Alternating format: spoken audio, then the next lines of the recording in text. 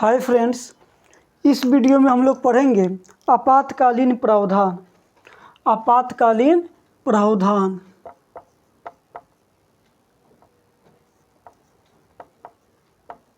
आपातकालीन प्रावधान भारत के संविधान के भाग 18 में आपातकालीन प्रावधान का उल्लेख है। इसका उल्लेख किस भाग में है? भाग 18 में। और अनुच्छेद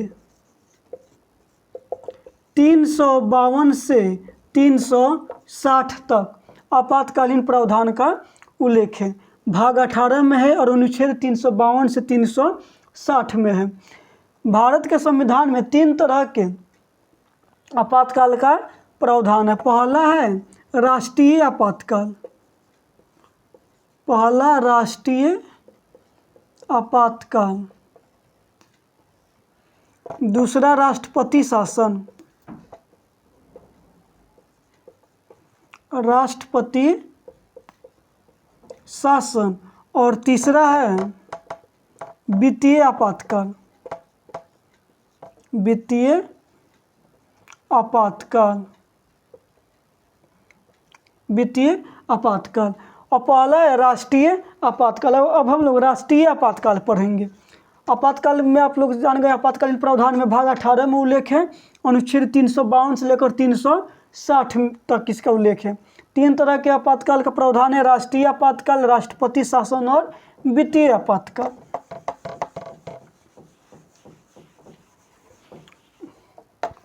और इसमें आगे देखेंगे हम लोग राष्ट्रीय आपातकाल।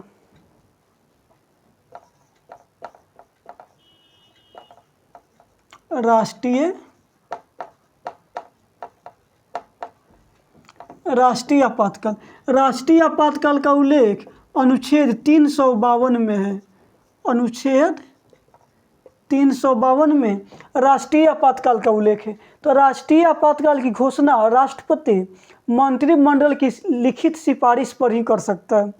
राष्ट्रीय आपातकाल की घोषणा राष्ट्रपति करता है, लेकिन जब चाहे तो वो राष्ट्रीय आपातकाल की घोषणा नहीं कर सकता है। इसकी घोषणा मंत्रिमंडल की लिखित सिफारिश के आधार पर ही राष्ट्रपति आपातकाल की घोषणा, राष्ट्रीय आपातकाल की घोषणा कर सकता है। और यह मंत्रिमंडल की लिखित सिफारिश या कब प्राप्त होगी, या राष्ट्रीय आपातकाल को लागू करने का जो आधार है वह क्या है? तो इसका कारण है सशस्त्र विद्रोह, युद्ध। पहला है युद्ध,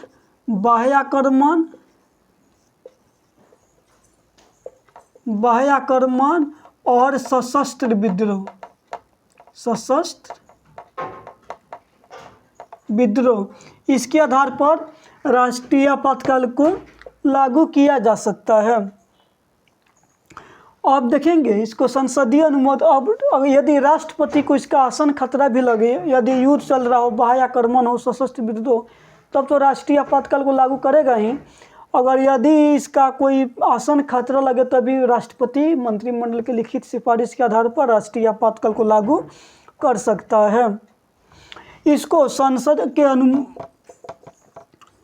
अब इसको संसदीय अनुमोदन हम लोग पढ़ेंगे। संसदीय अनुमोदन। संसदीय अनुमोदन।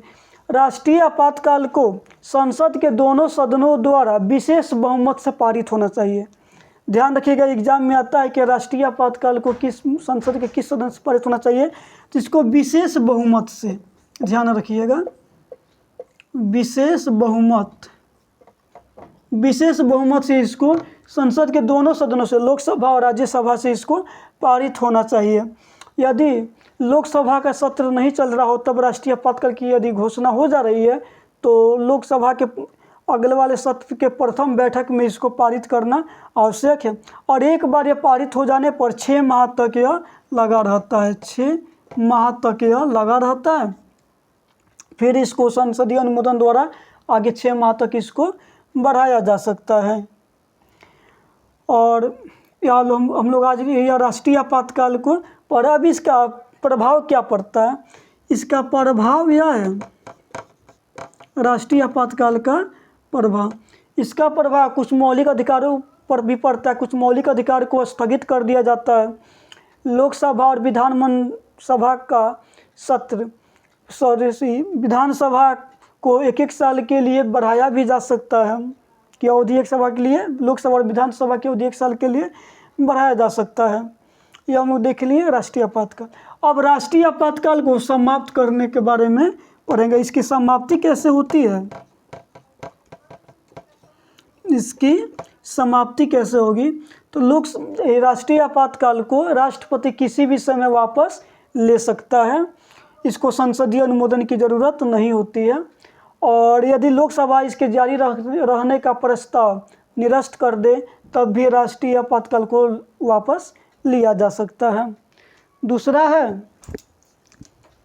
राष्ट्रपति शासन।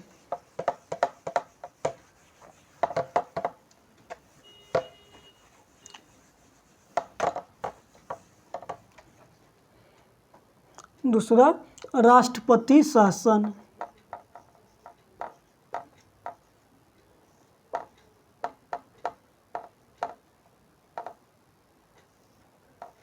राष्ट्रपति शासन। संविधान में यह व्याख्या है कि राज्य संविधान के नियमों के अनुसार ही चलेगा। यदि राज्य संविधान की अवहेलना करता है, संविधान के नियमों के अनुसार नहीं चलता है, तो अनुच्छेद 356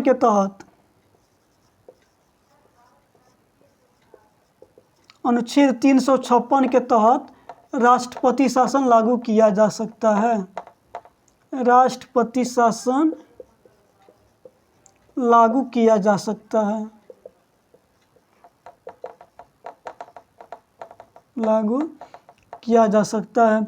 इसके अलावा यदि राज्य केंद्र के निर्देशों का पालन करने में असमर्थ होता है तभी राज्य में राष्ट्रपति शासन लागू किया जा सकता है, और यह अनुच्छेद 365 के तहत होता है।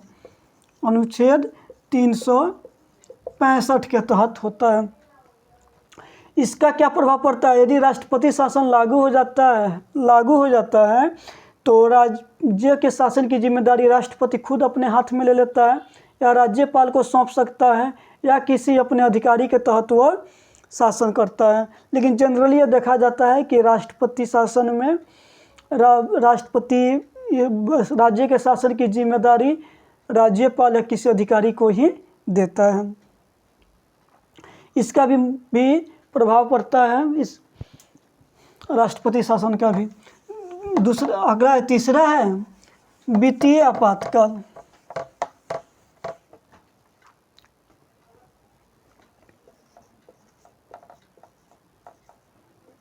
वित्तीय